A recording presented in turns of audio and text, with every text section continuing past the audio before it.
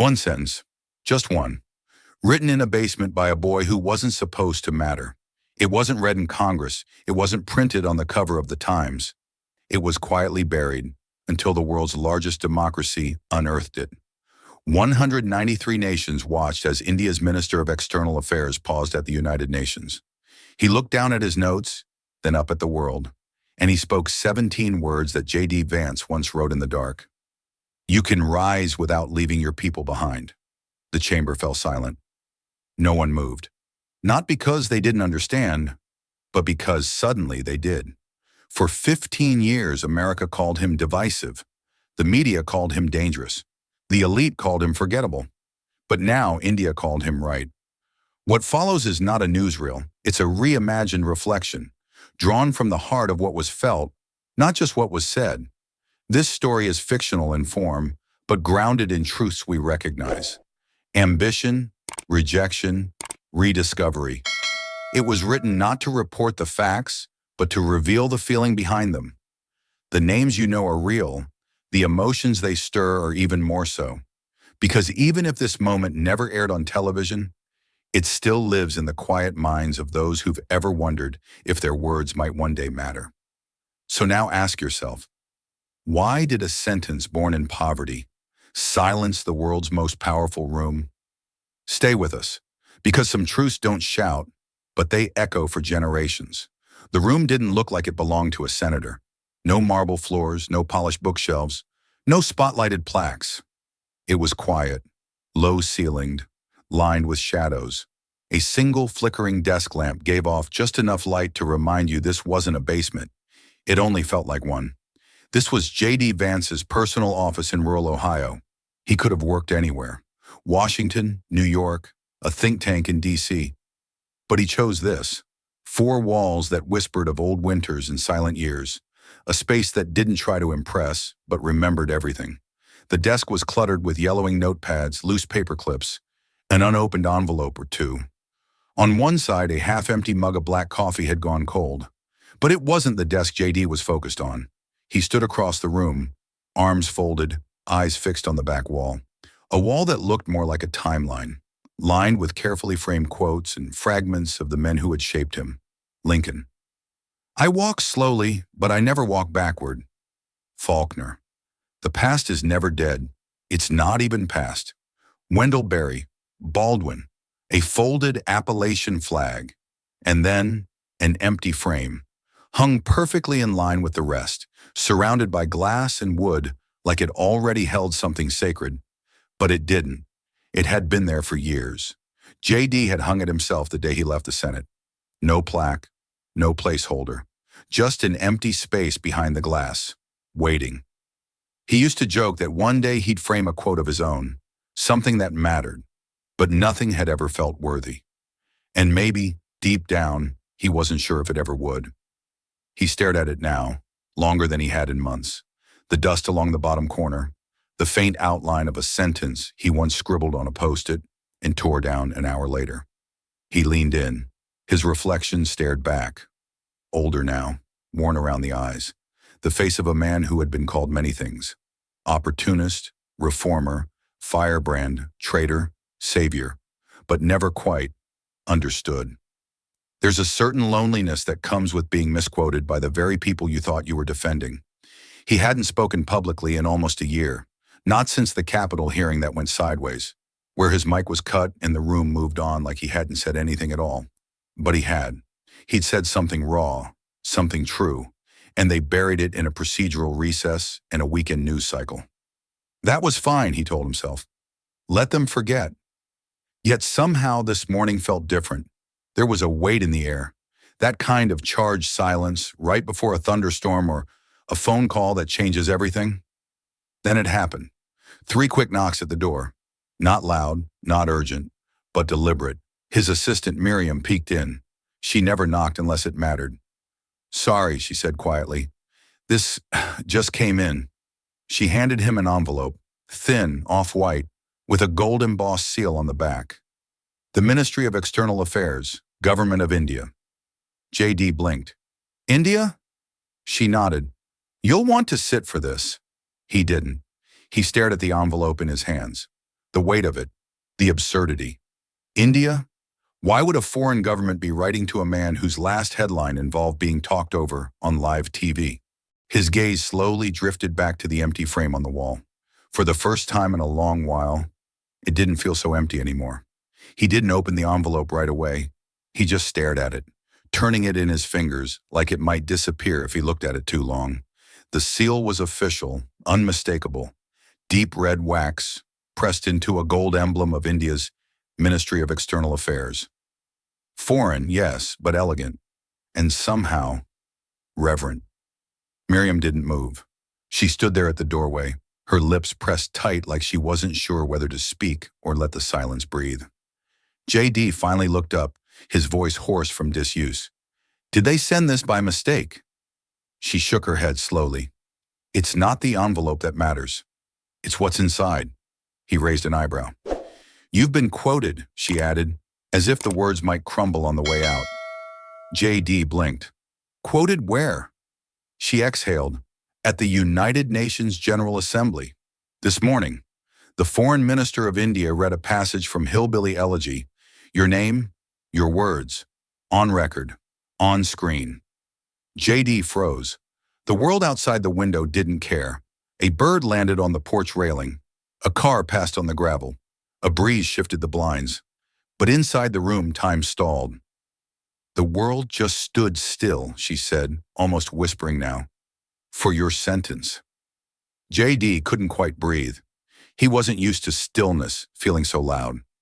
His mind tried to picture it. Someone half a planet away, standing in a room filled with global power, quoting a boy from Middletown, Ohio. Not quoting a policy, not a proposal, just a sentence. A line he'd scribbled in exhaustion, in pain, maybe in hope. One that, at the time, felt like it mattered to no one but himself. He stepped back, sat down slowly at his desk. His legs needed convincing. "Quoted me?" he said quietly, almost to himself. Miriam nodded. "It's already trending. India's press is calling it the American sentence that silenced the chamber." JD let out a sound, not quite a laugh, not quite a sigh. His hand rested on the envelope now, unmoving. He remembered the sentence. Of course he did. "You can rise without leaving your people behind." It was the line he almost deleted, the one he thought sounded too sentimental, too clean for a book about pain. He'd left it in at the last second. Some editor flagged it as surprisingly graceful, but JD never expected it to last, and now it had made its way to the marble floor of the UN. Read aloud by one of the most respected diplomats in the world. He glanced over his shoulder at the wall. That same wall. The empty frame stared back at him like it had always known this day was coming. The dust hadn't settled, but something else had. The truth was, JD Vance hadn't felt quoted in years. Misquoted? Sure. Taken out of context? Constantly. Cited as a wedge between cultures, used to score points by pundits who never set foot in the Rust Belt? Absolutely. But this wasn't politics.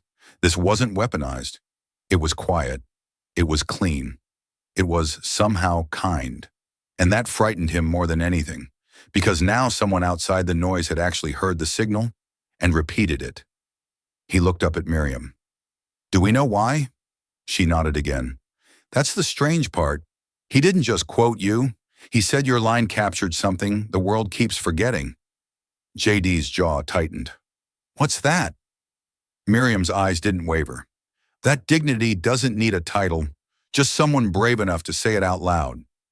He leaned back in his chair, the envelope still unopened. Outside, the sky was starting to shift, morning giving way to something brighter. But inside, JD sat in stillness, still wondering what came next, not just for him, but for the words that had finally found their way into the light. The envelope sat untouched on the desk. JD's fingers hovered over it, but something inside him hesitated, not out of fear, but out of memory, because he had seen this moment before, not in reality, but in hope. And like a ripple in still water, the past began to surface. He was 16 again. The room smelled of cold air and kerosene. The wallpaper peeled like old skin. The front door barely closed, and the floorboards groaned like they were tired of being stepped on. A single candle burned beside him on the edge of a warped table. It flickered each time the wind crept in through the cracks.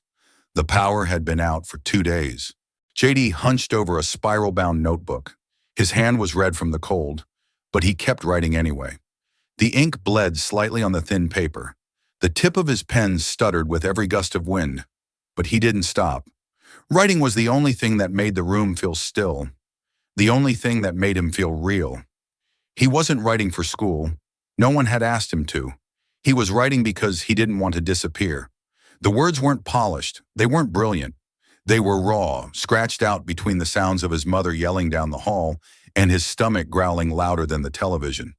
They were about everything he didn't know how to say out loud. Pride, shame, anger, love, fear, and survival. He didn't know if he was writing a journal or a letter or a prayer. Maybe all three. He paused only once. The candle flickered. The shadows stretched across the torn linoleum. Then he whispered something, barely loud enough for even the air to carry. I hope someone someday hears this. He didn't even know who someone was. A teacher? A stranger? God? Maybe it didn't matter. Maybe it was just the sound of a boy trying to leave a mark, even if only in ink. He kept writing until the candle went out. Now, decades later, JD sat in a warm room. The walls were still plain.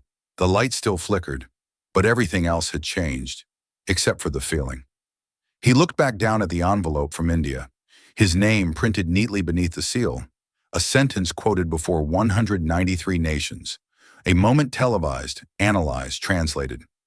But for JD, it wasn't about the headline. It was about the echo, that whisper from the cold room, that journal page buried in a drawer somewhere in Middletown, that fragile sentence written by candlelight and now spoken into a microphone at the center of the world. JD's lips parted, and he said it again, this time not with longing, but with awe. Someone just did. He leaned back in the chair, the weight of years pressing into him. It didn't feel like triumph. It felt like return. Not a victory lap, a full circle.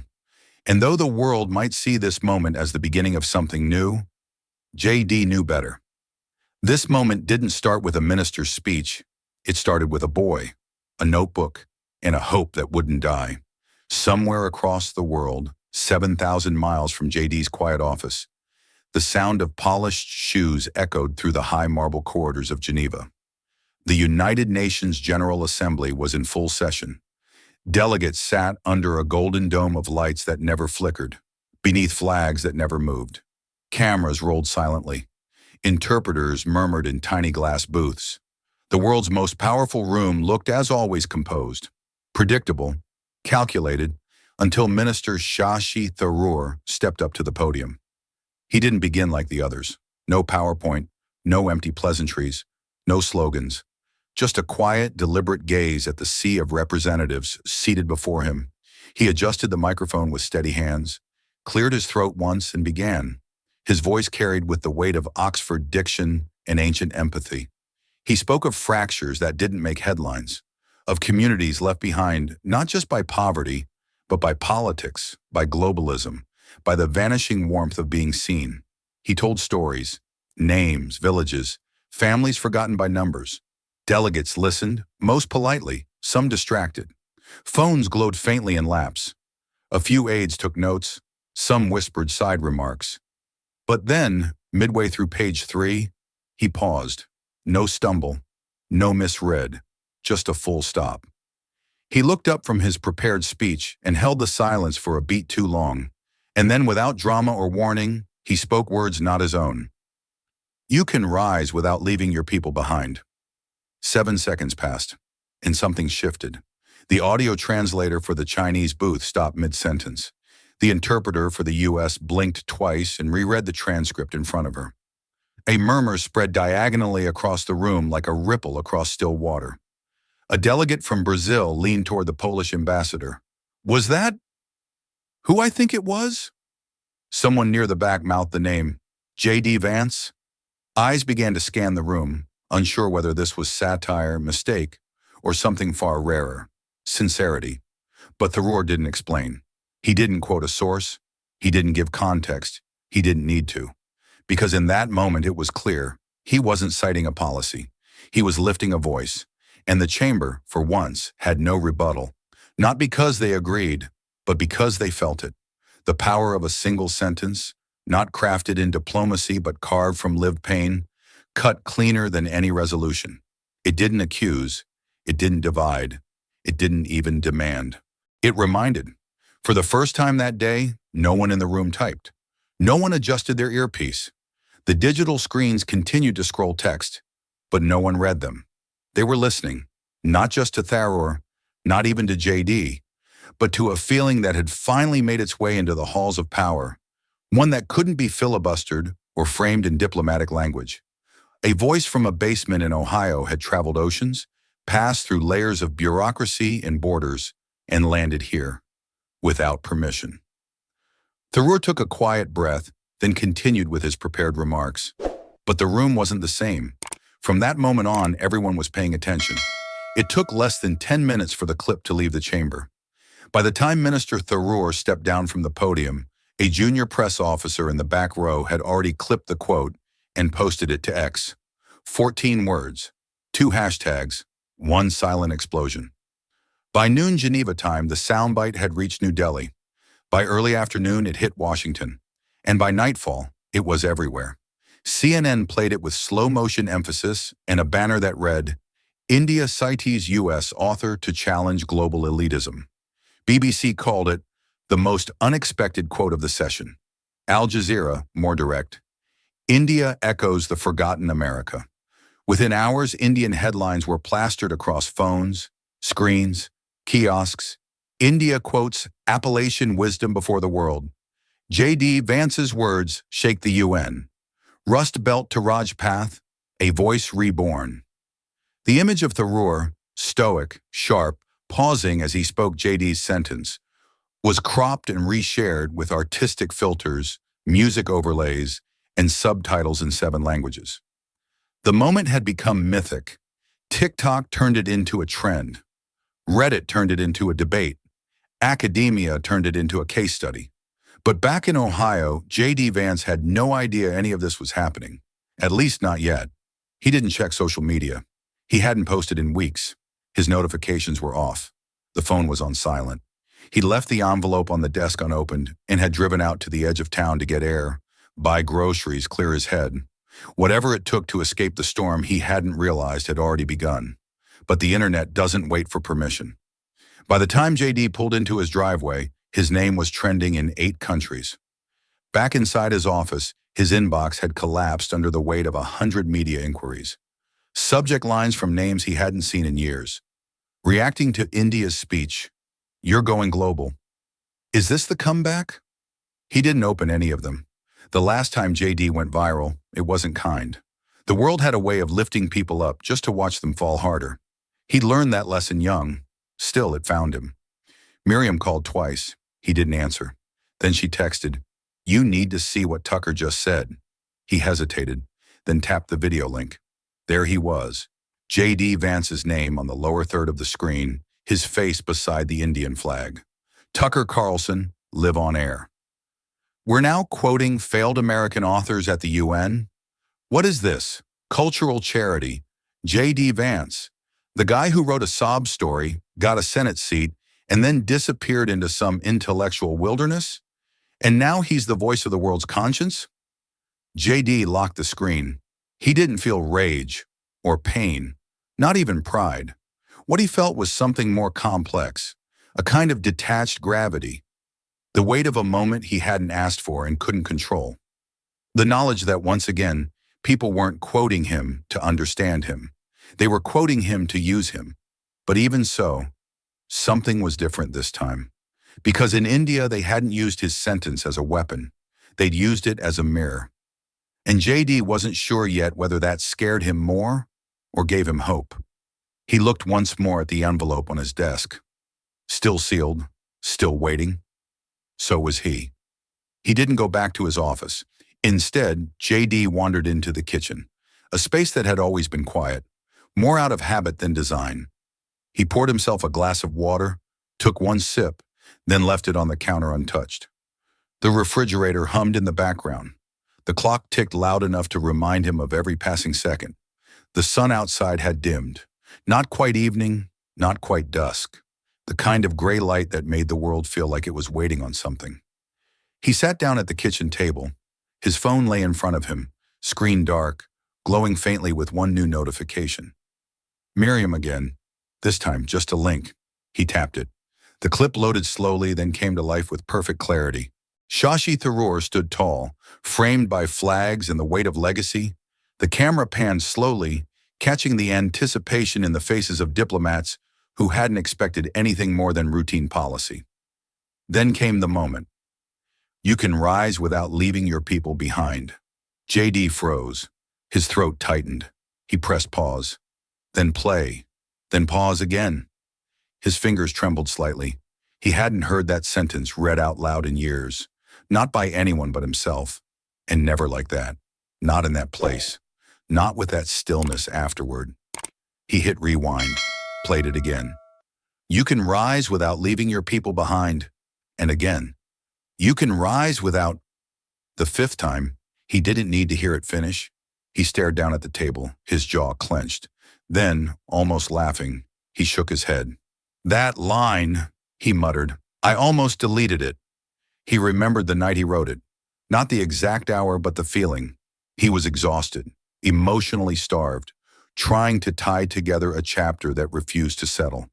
It felt too sentimental, too soft, too clean for the kind of story he was trying to tell. He'd hovered his mouse over the line for several minutes back then, cursor blinking like a dare, and somehow he'd left it in. Now it was the line. JD leaned back in the chair, his eyes unfocused. The clip continued playing. Delegates shifted in their seats. The camera zoomed out. And then came the moment that cut deeper than the quote itself.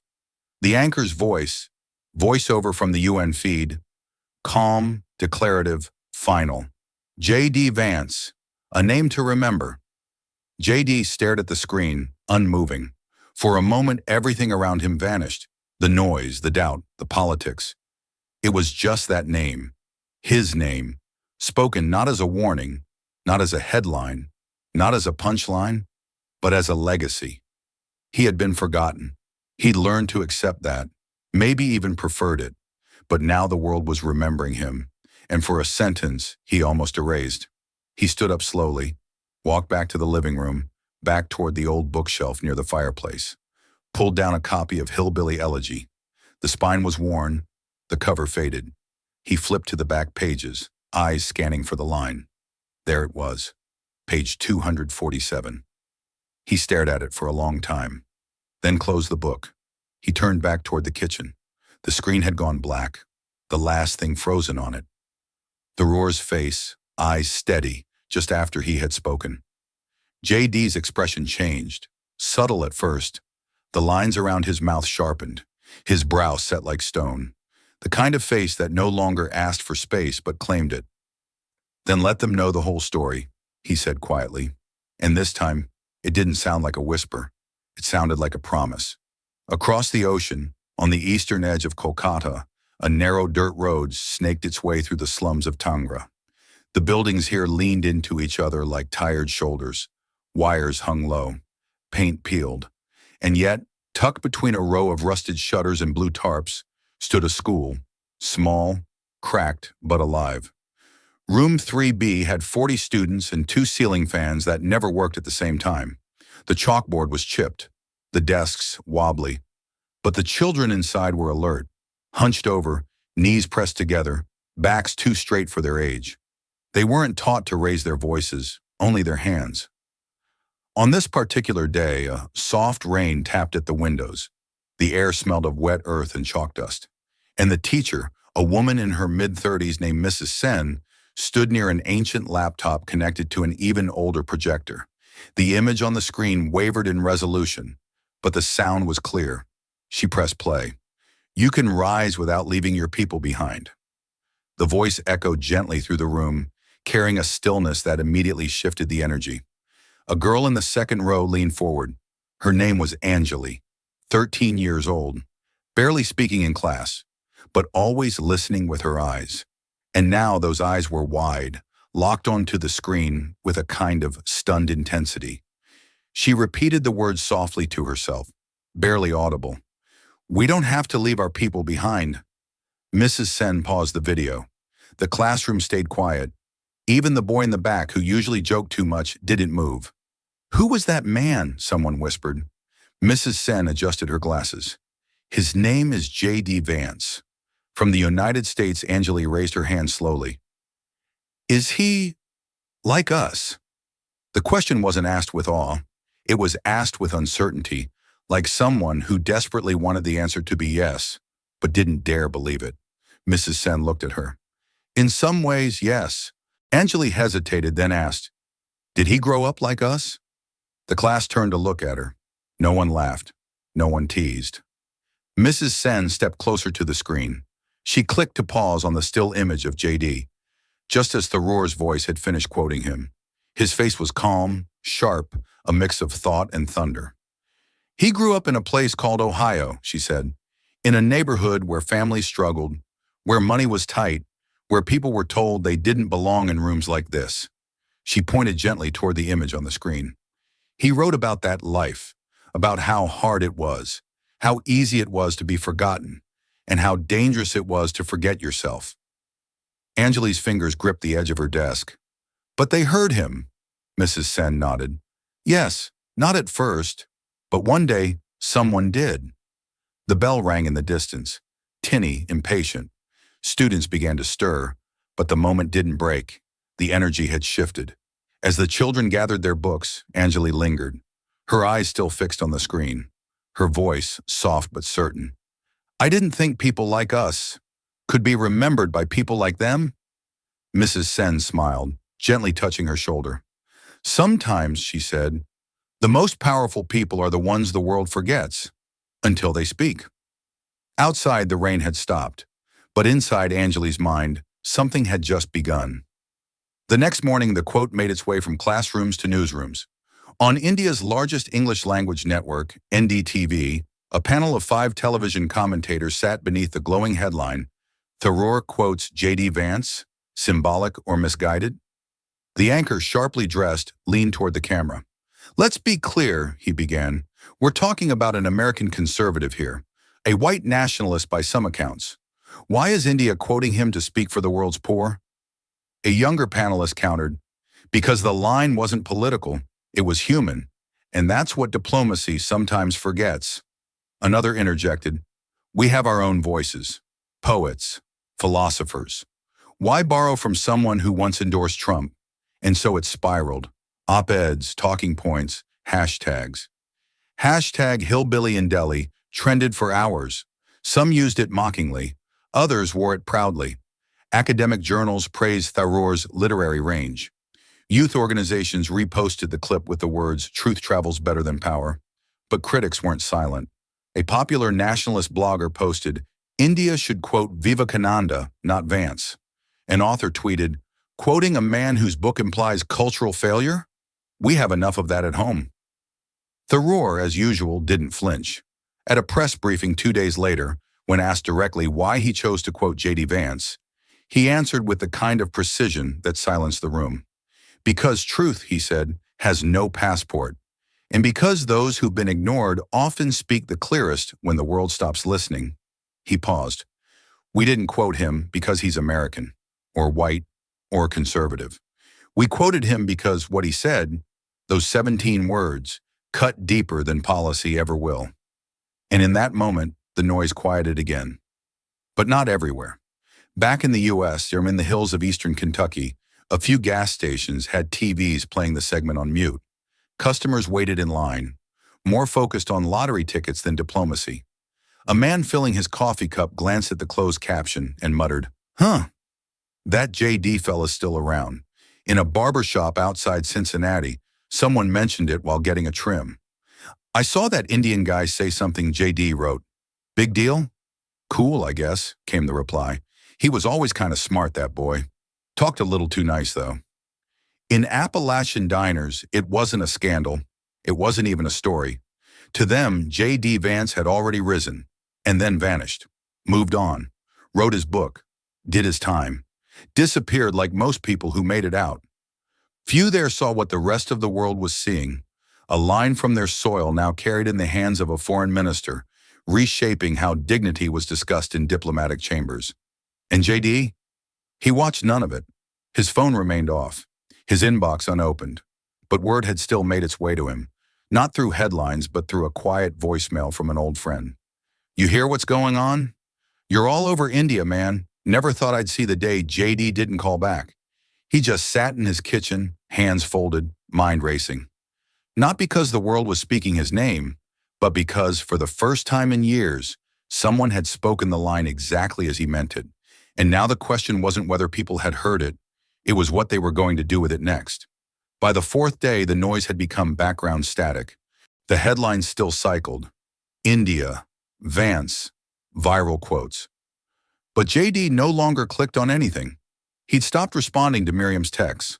The phone stayed face down on the kitchen counter, gathering dust beside a bowl of fruit that had long since stopped pretending to be fresh. It wasn't denial, it was exhaustion. He couldn't quite explain it, not even to himself. But when the world finally said his name, the way he had always hoped they would, he didn't feel triumphant. He felt fragile until the envelope arrived. No digital ping, no flashing screen.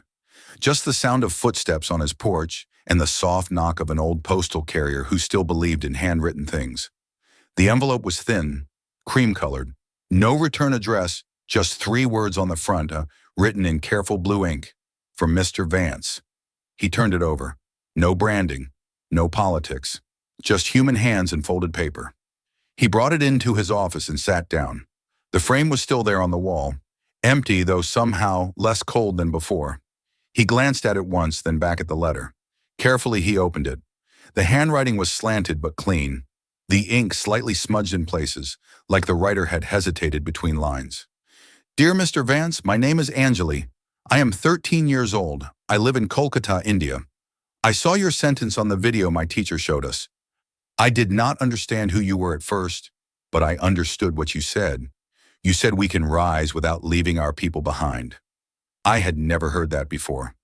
Where I live, many people leave. Some leave the country, some leave their families, some leave themselves. I always thought that was the only way. But your words gave me courage. They made me feel that maybe I do not have to disappear to become something. Maybe I can stay and still rise. I just wanted you to know that someone far away heard you.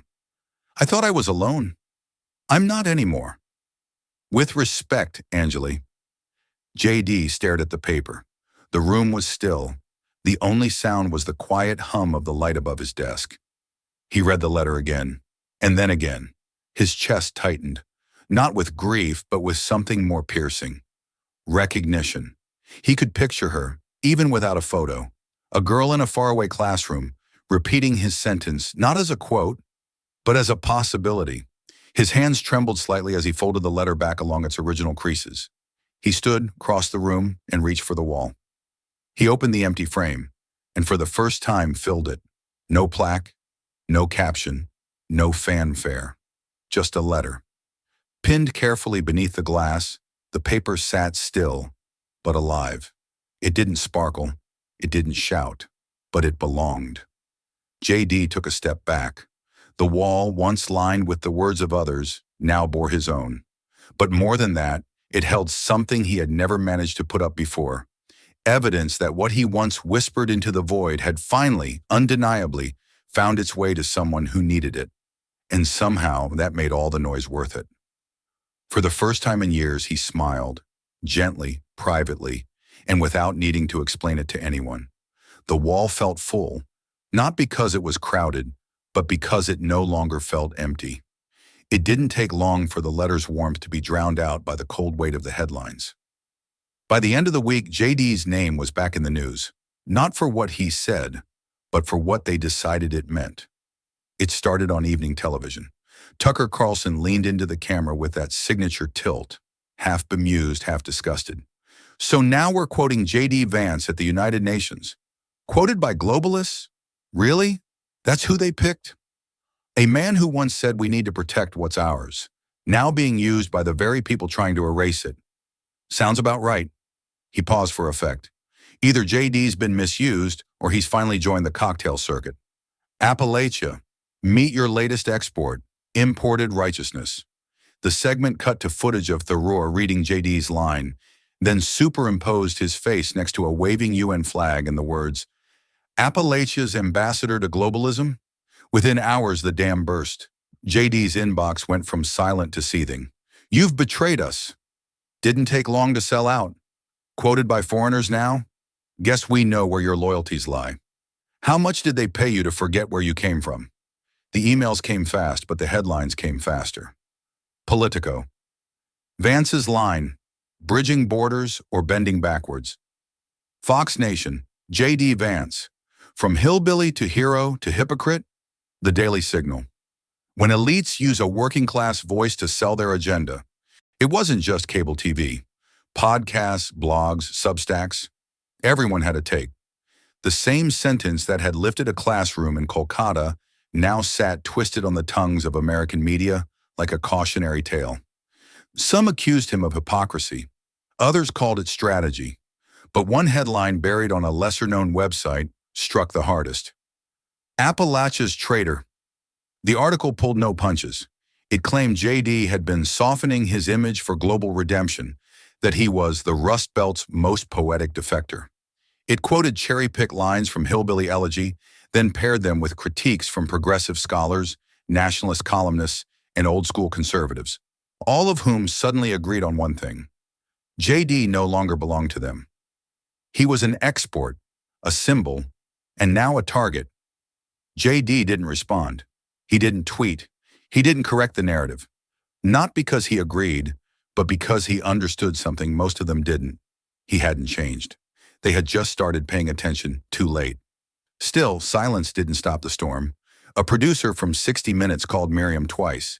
An international think tank requested JD's attendance for a global dignity summit. A well-known political commentator offered to defend him publicly if JD would just clarify his position. But JD wasn't interested in clarifying anything. What was there to explain? He'd written a sentence, one that meant something real, one that for once hadn't been wrapped in ideology or spin, and now it was being pulled apart because it didn't fit into anyone's pre-approved narrative. He stood in front of the frame again. The letter from Angeli was still there, still untouched, still uncorrupted by any of it. And that mattered more than any poll, post, or op-ed. Because while the media turned his voice into a battlefield, she'd turned it into a bridge. The pressure didn't come all at once. It came in curated texts, voicemails laced with concern, and carefully worded emails from people JD hadn't heard from in years, but who now spoke like they had always stood beside him. One message began, "Hey brother, I'm with you." But people are confused. Maybe it's time to set the record straight. Another said, "You're being used. We both know it. Say something before the narrative runs away from you." There were calls too, some from campaign donors who hadn't needed him since the midterms, others from former aides, now at lobbying firms, telling him how to frame it without picking a side. But JD knew what they were really saying. They didn't want the truth. They wanted control of the story. The idea that his words, his sentence, could now live beyond his intent made them nervous. And if he didn't reclaim it, someone else would. So he tried. He sat down at the desk, pulled a fresh page from a yellow legal pad, and began to write. Let me be clear. I wrote that sentence to describe a feeling, one of loyalty, of struggle, of rising without becoming someone else. I didn't write it for the UN, or for a minister, or for a movement. I wrote it for a kid who might one day need to believe that rising didn't mean erasing. He stopped, stared at the words, tapped his pen twice, then crossed it all out. Started again. It's been strange watching something I wrote in the dark get read under the world's brightest lights. I'm grateful. I'm humbled. But I worry. He stopped again. Something about the word worry felt weak, like an apology he hadn't agreed to make. He ripped the page from the pad, crumpled it, tossed it toward the trash, but missed. It rolled under the radiator. He stared at the wall, the letter from Angeli, her handwriting still etched in blue ink, unaffected by headlines or hashtags. What would she see if he spoke now? Would she see him defending her hope or protecting his reputation? The answer felt heavier than he expected. He picked up the pen one last time, but didn't write, just held it. Because the truth was, he didn't know which side of the story belonged to him anymore. His allies didn't want reflection, they wanted positioning. His critics didn't want dialogue, they wanted disavowal. And JD, he just wanted the noise to end. He looked at his reflection in the dark window, his voice low and steady. They don't want truth, he said quietly. They want teams. There was a time when that realization would have enraged him. Now, it only tired him. He turned the pen upside down, set it gently on the desk, and pushed the legal pad aside. Not out of fear, but out of the strange peace that comes with knowing that silence too can be a decision, for now at least. Because sometimes the loudest thing a man can do is refuse to play along. The kitchen was louder here, not from arguments, just from life. Clattering pans, a football game murmuring from the living room, the scrape of a chair against linoleum, the warm hiss of cornbread cooling too fast. JD sat at the end of the table, shoulders hunched slightly. He hadn't been back in a while, not for long anyway. Enough for birthdays, maybe a funeral. Never enough for real conversation. Tonight, it was roast chicken, instant mashed potatoes, and a salad no one touched. His Aunt Lorna had cooked too much as usual. His cousin Mark had already had 2 beers as usual. And the silence between them wasn't awkward. It was practiced, until it wasn't. Mark set down his fork, wiped his mouth with a napkin, and looked straight at JD. "You talk real pretty now," he said, a grin not quite hiding the challenge in his voice. "But who's still broke?" Aunt Lorna coughed softly into her napkin. JD didn't blink. Mark leaned back in his chair. "I mean, I saw the clip. India? Really? What's next? Poetry tours in Paris?" JD looked down at his plate, then up again. He didn't laugh, didn't deflect. He just asked quietly, "What if being heard elsewhere helps here someday?" The words didn't land like a defense. They landed like a question he'd been asking himself. Mark scoffed, grabbed another biscuit. "Sounds like a long road to helping anybody." No one else spoke. The TV hummed from the next room, a commentator yelling something about third down conversions. JD let the silence stretch, not because he wanted to win the moment, but because there was no winning here. Only the ache of being seen as both too far and not far enough, of speaking from a place your people no longer recognized and still expecting them to feel proud of it. Aunt Lorna finally broke the pause. "He's trying, Mark." Mark shrugged. "I just missed the version of him that didn't wear a collar at dinner." JD half smiled. He hadn't realized he was still wearing his dress shirt. He tugged gently at the top button. "Didn't mean to bring the Senate to the supper table." That earned a short laugh, but the undercurrent still ran deep. Mark looked at him again, this time not mocking, but quiet. "You think they really heard you? Over there, I mean?" JD thought of Angeli, of the frame, of the flood of letters he still hadn't opened. He nodded. "One did. Maybe more." Mark considered that, said nothing. The meal went on, slow, uneven, familiar. But JD knew this silence too. It wasn't the same kind as the one in the UN chamber. It wasn't reverent, it wasn't thoughtful. It was the silence that comes from not knowing what to believe anymore. And he didn't blame them. He'd left, changed, spoken places they'd never see, about things they didn't always agree with. And now he'd returned, carrying a story too big for the room and too quiet to defend. Later that night, as he pulled on his coat and stepped out onto the porch, Mark followed him with a six-pack and a muttered, "Don't forget us on your next world tour."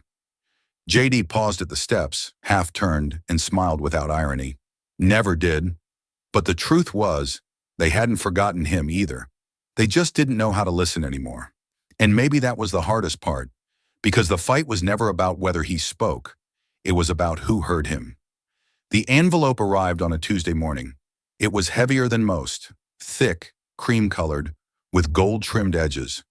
No return address, just a seal in deep navy and silver. The emblem of the United Nations. Miriam found it first. She placed it gently at the center of JD's desk, then stepped back like it might explode. When he entered the room an hour later, her eyes followed him, but she said nothing. She didn't need to. JD noticed it immediately. He stared at the seal, said nothing. Then with careful fingers, he opened it. The letter inside was typed, formal, perfectly diplomatic.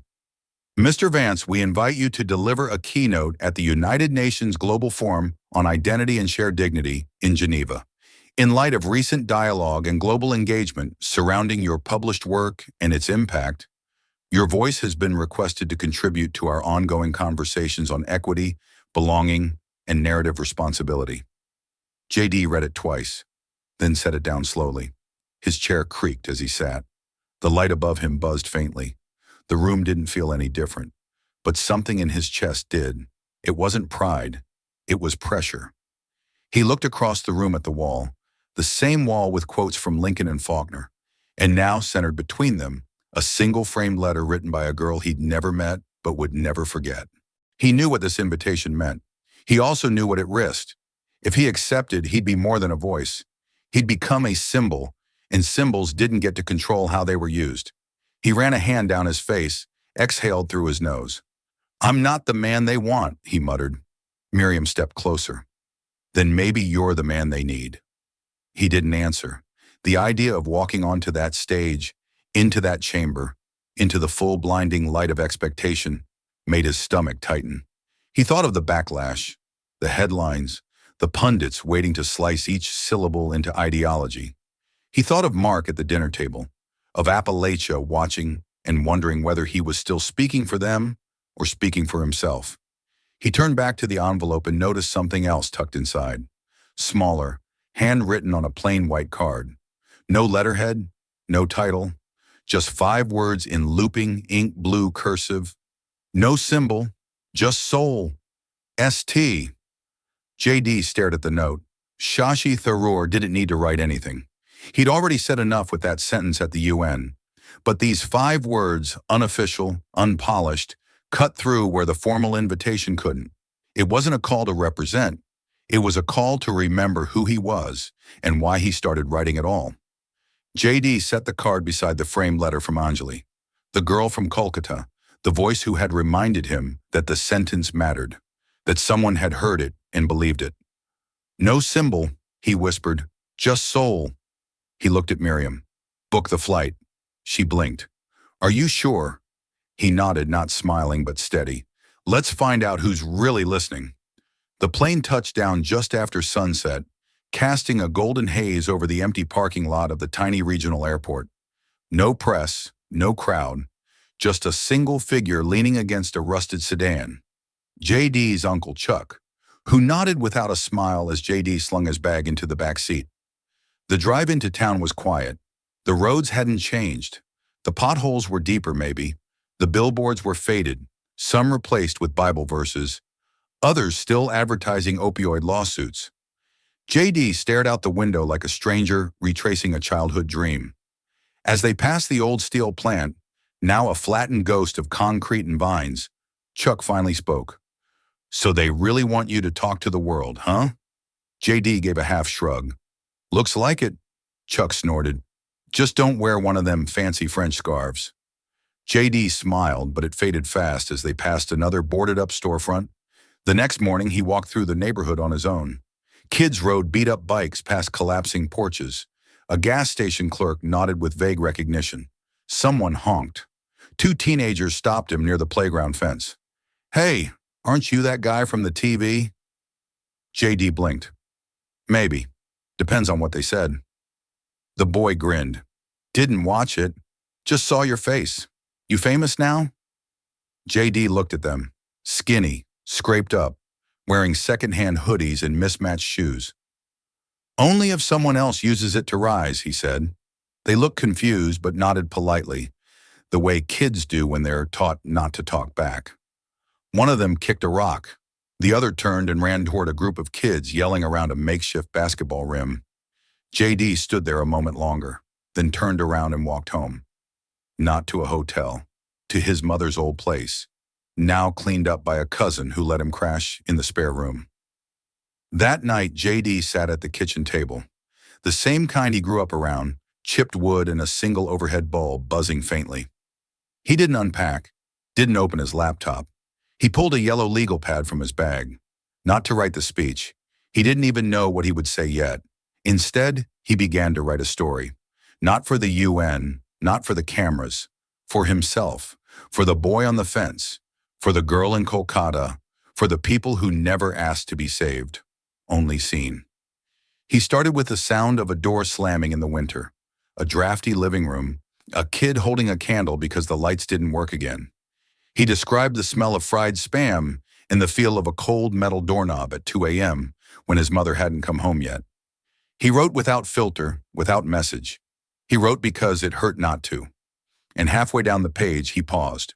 The words had started pouring faster than he could keep up. He looked out the window. No traffic, just silence, and the faint sound of a freight train groaning in the distance. That night, JD didn't rehearse. He remembered. He remembered who he was before anyone quoted him, before politics, before microphones. And in that remembering, something inside him reset. It wasn't peace, it was purpose. 5.3. The essay that reached two worlds. JD didn't sleep. By dawn, the legal pad was filled. Not neatly, not even linearly. Sentences spilled over each other like thoughts long repressed. There were scribbles, arrows, words crossed out 3 times, then written back in the margins. But when he reread it, there was nothing else to add. It wasn't a speech, it wasn't a defense, it was an admission. He typed it all into an old laptop that wheezed when it booted up. He didn't polish it, didn't fix the grammar. He left the rawness where it lived. Then with a single click, he uploaded it to a forgotten blog page from years ago. No media team, no press release, just a quiet post titled, "The Sentence from the Basement." Within hours, someone found it, and within days, the world was reading. The essay began with memory, a basement in Ohio, flickering candlelight, the feeling of being invisible even in your own house. He described how words once saved him, not the fancy ones, but the simple truths whispered on paper when no one else was listening. He confessed that the line quoted by India, the sentence that had crossed oceans, came from that place. Not strategy, not performance, just survival. Then came the part that silenced readers. I didn't write that line to change the world. I wrote it because I couldn't afford to forget we still existed. He wrote about Appalachia's poverty, about the silence of people dismissed as backwards or broken, and how, in that silence, they had started believing the worst things said about them. He wrote not like a senator or a pundit, but like a son of that soil, unwashed, unfiltered, uninvited to the tables where stories are usually told. And at the end, he wrote, "The world just heard what Appalachia forgot.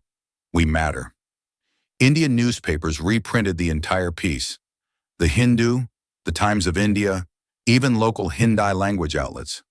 A columnist from Mumbai called it the most honest thing a politician has written since Lincoln. Tharoor tweeted the link with one word: truth.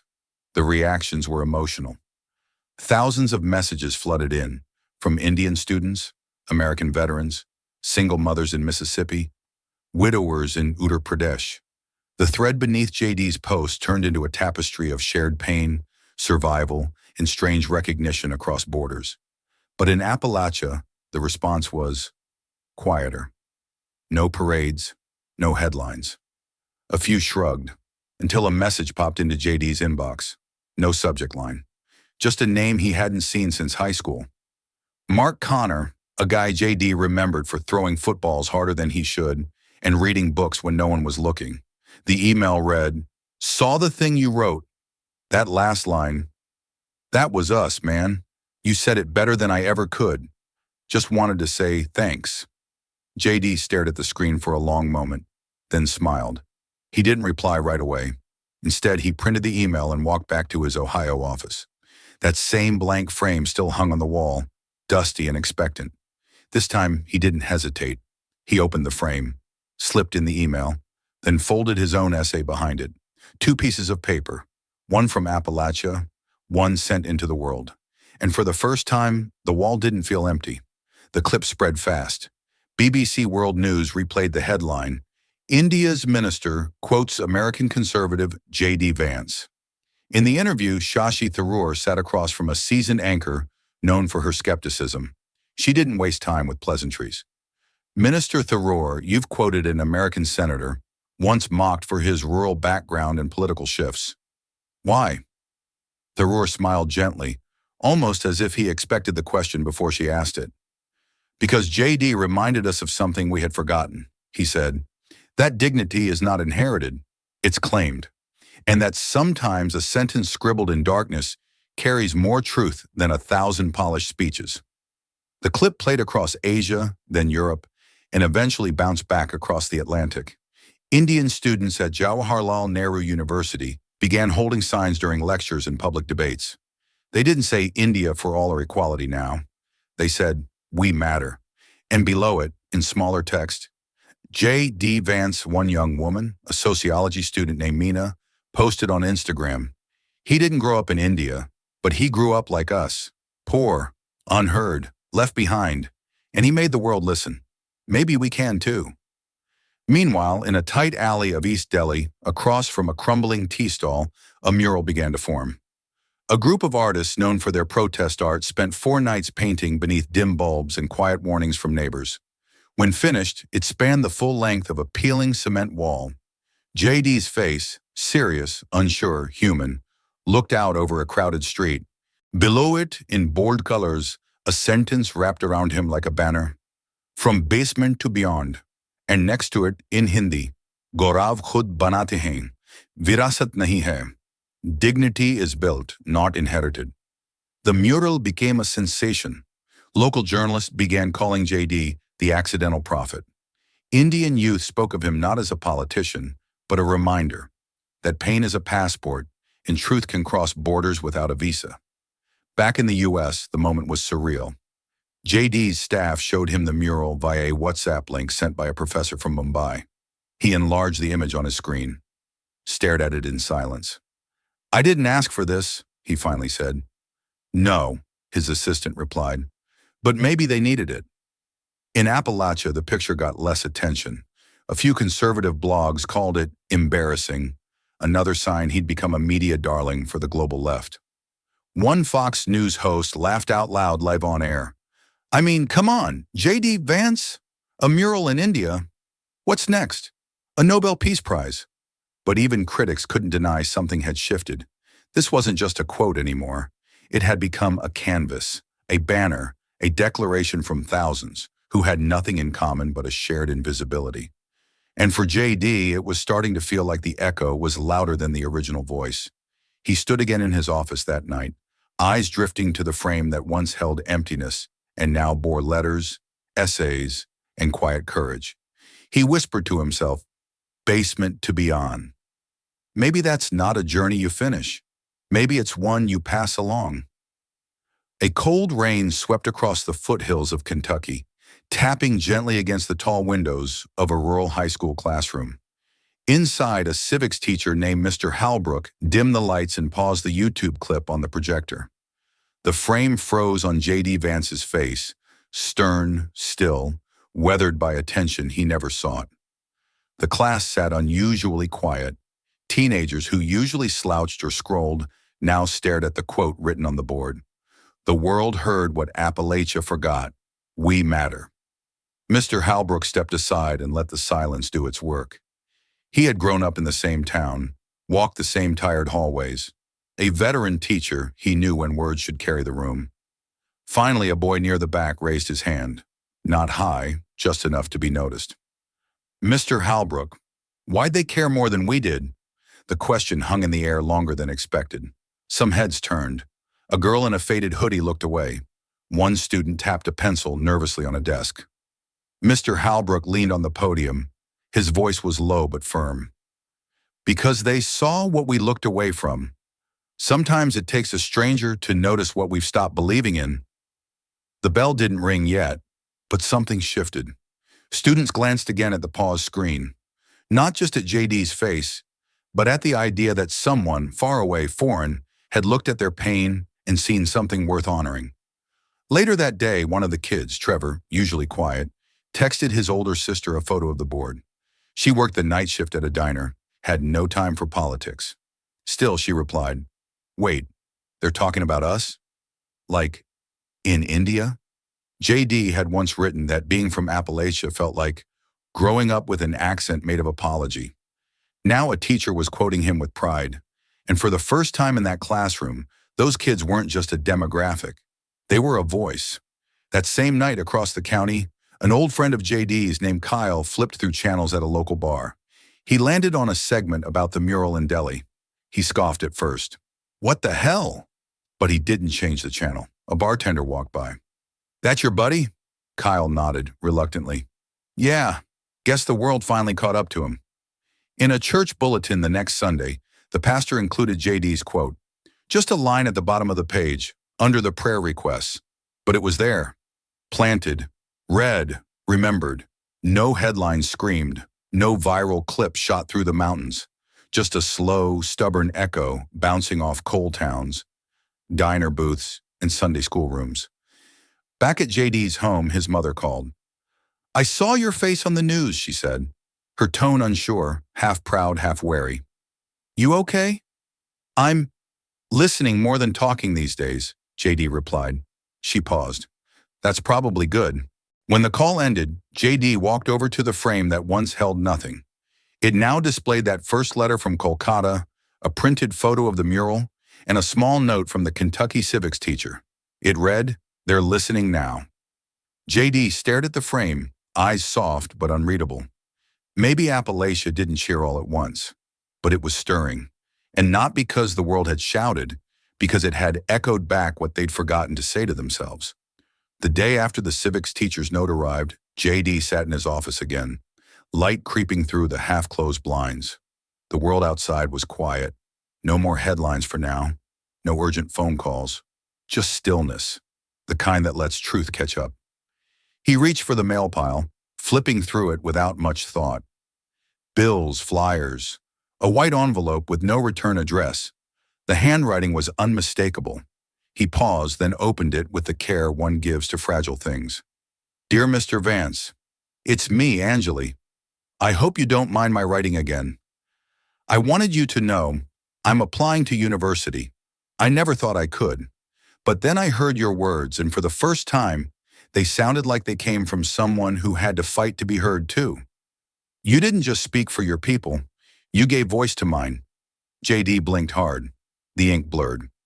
I'm not sure if I'll get in, but I'm sure I have to try. That's because of you. Thank you for making a basement sentence reach a girl across the world. With hope, Anjali. He didn't cry often. He hadn't when they mocked him on cable. Not when the editorials called him a fraud. Not when his own family questioned if he'd forgotten where he came from. But this undid him. A slow tear traced down his cheek, catching at the edge of his jaw before falling silently to his lap. He leaned back, eyes closed, breath trembling. There was no camera, no applause, no dramatic music. Just a man alone, holding proof that his words, once nearly deleted, had become someone else's bridge. He walked to the wall. The frame that had once been painfully empty now held layers.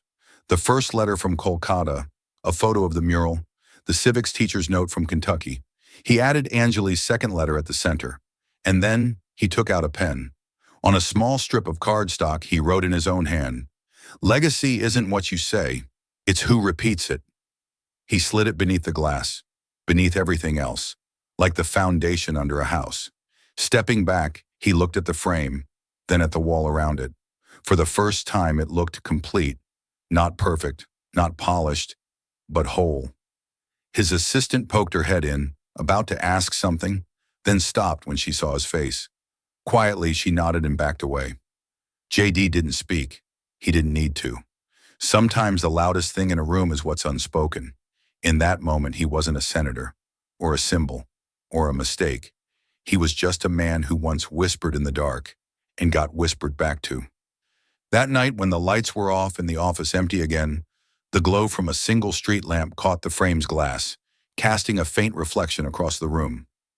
And in that reflection, for just a second, JD thought he saw his younger self standing there. No tie, no press, just a kid with something to say and no one to say it to. Only now someone had heard him. The office was quiet again, just as it had been in the beginning. But something fundamental had changed. The late afternoon sun filtered through the slatted blinds, casting long golden bars across the far wall, where three frames now hung, equidistant and reverently spaced. The first held a printed quote, just a single sentence. Not a headline, not a slogan. Just the line that had once been nearly erased, now preserved behind glass. The words that had crossed oceans without permission, uninvited yet unmistakable. JD had never imagined that a line born from frustration in a dusty basement would someday echo inside chambers like the United Nations. Next to it, the second frame held Anjali's handwritten letter. Faint fold lines still creased the page, but the ink remained bold, each stroke a thread tying together two lives that had never met. He hadn't altered it or trimmed the paper. He wanted it just as it was, raw, personal, human. The third frame, added last, displayed the headline that had pulled two distant worlds into the same breath. The sentence from the basement. It wasn't a bestseller. It hadn't trended long. But JD didn't care. It had said what needed saying. And for once, Appalachia hadn't been overlooked. It had been seen, if only for a moment. Beneath the trio of frames, mounted on a strip of dark wood, was a small bronze plaque. Its engraving caught the light just enough to be noticed, not enough to boast. Written in silence, heard in chaos. He stood in front of it now, arms folded loosely, his weight shifted slightly as if trying to absorb the stillness the wall offered. Behind him, the rest of the room remained untouched, papers in neat piles, the coffee mug left exactly where he always placed it. No one had come in all day. No one needed to. This wall, this quiet, almost sacred assembly, wasn't for donors, voters, or headlines. It was for memory, for meaning, for proof that even the most overlooked voice can cross oceans, crack open hearts, and come back carrying letters from strangers who now dared to dream because of something once whispered in fear. He didn't smile. He didn't weep. He simply stayed, letting the silence settle around him like a familiar coat. Outside, traffic hummed faintly. Somewhere across the globe, someone might be reading his words for the first time, or quoting them, or writing their own. But in this room, time held still. The wall no longer waited for something worthy. It had received what it needed, and it would remain, long after the noise moved on. The screen was cracked. The internet lagged, but the clip still played. In a dimly lit living room in eastern Kentucky, a boy no older than 10 sat cross-legged on a threadbare rug, cradling a second-hand tablet. It buffered halfway through, once, then twice, but he didn't mind. His thumb hovered over the play button again as the speaker on screen finished his sentence. Because dignity doesn't come from where you're born. It comes from what you refuse to let die. The boy turned slowly toward the kitchen, where his mother stood folding laundry at the counter. "Mama," he asked, his voice hushed with something heavier than curiosity, "that man talks like Grandpa used to." His mother froze for a second, towel in hand. Then she looked up, wiping a loose strand of hair from her forehead. She walked over and knelt beside him, her eyes narrowing at the faded clip still glowing softly. "That's J.D. Vance," she said. "They played that at the United Nations. India quoted him. The whole world heard it." The boy blinked. "But he's from here?" She nodded. "From places like ours. Same mountains. Same problems." He looked back at the screen, brows furrowed like he was trying to memorize something too big for his age. "Why'd they listen to him?" She paused, a small breath catching, before she answered. "Because he made them listen to what we lived." He didn't respond. He didn't need to. The room grew quiet again, except for the soft buzz of the old refrigerator and the occasional creak of the house settling around them. The boy replayed the sentence.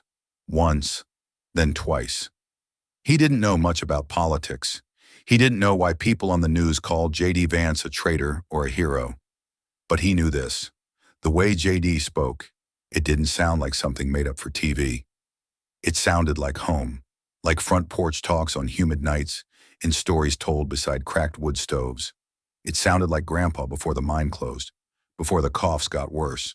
And in that small moment, something shifted. Not loud, not big, just a quiet recalibration of what was possible. The mother didn't say anything else. She just placed her hand gently on the boy's shoulder, as if to anchor both of them to this unexpected moment of connection. Between a world stage and a living room floor. Outside, a pickup rumbled down the gravel road. Inside, the boy hit play one more time. This time, he whispered the line with JD. Not for his mom, not for school, just for himself. In the quiet of his study, JD sat before a modest microphone. No stage, no lights, no audience. Just him and a blinking red recording dot. The room was still, the kind of stillness that comes after long movement. On the wall behind him, 3 frames now hung. The quote that once rippled across oceans, the letter from Angeli, and the essay he never expected the world to read. He leaned forward, his voice softer than it used to be, but clearer somehow, worn not from shouting, but from choosing silence until it mattered. There was a time, he began, when I didn't think anyone would ever hear me. I used to sit in the dark with a notebook, hoping maybe one day, if the words were good enough, they'd travel past these hills. He smiled faintly, the kind of smile that comes from remembering a version of yourself no one else saw. And somehow, they did. He paused. Let the weight of that breathe. They quoted a boy who once whispered into notebooks. That means there's hope for every quiet kid with something to say. Every child whose voice shakes. Every sentence scribbled in the dark. The world isn't always listening. But sometimes it does. He let the silence stretch for a moment. Earned. Full. Then he reached over, clicked the mic off, and sat back in his chair. Outside, a soft wind moved through the trees. No applause, no headlines. Just the sound of something finishing where it once began. The quote was never about fame. It was about being heard. And as JD rose and stepped away from the mic, there was no ceremony, just peace. But the final words remained, etched in the memory of the recording. The world paused for a sentence. But what matters is who speaks next.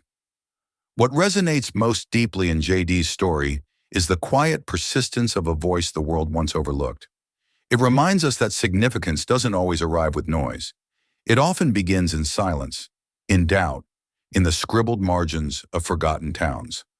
A single sentence, born in obscurity, found its way to global ears not because it was loud, but because it was true. That's the power of authenticity. It travels. And when someone from the margins is finally heard, it doesn't just change their life. It invites others to speak too. Now we ask you, have you ever held back your truth, thinking no one would care? What if your quietest thought is the one someone halfway across the world is waiting to hear? If this story touches you, don't let it stop here. Like, share, and subscribe to JD Stories, where every voice matters and every story echoes far beyond the screen. This story is a fictionalized and dramatized narrative created for educational, inspirational, and storytelling purposes. While it may be inspired by real public events, people, or societal issues, it includes imagined dialogue, reconstructed scenes, and character interpretations meant to highlight broader themes of justice, dignity, and resilience. Any resemblance to actual events or individuals beyond public knowledge is purely coincidental. We do not intend to defame, mislead, or harm, but to invite reflection and meaningful conversation. Thank you for watching JD Stories.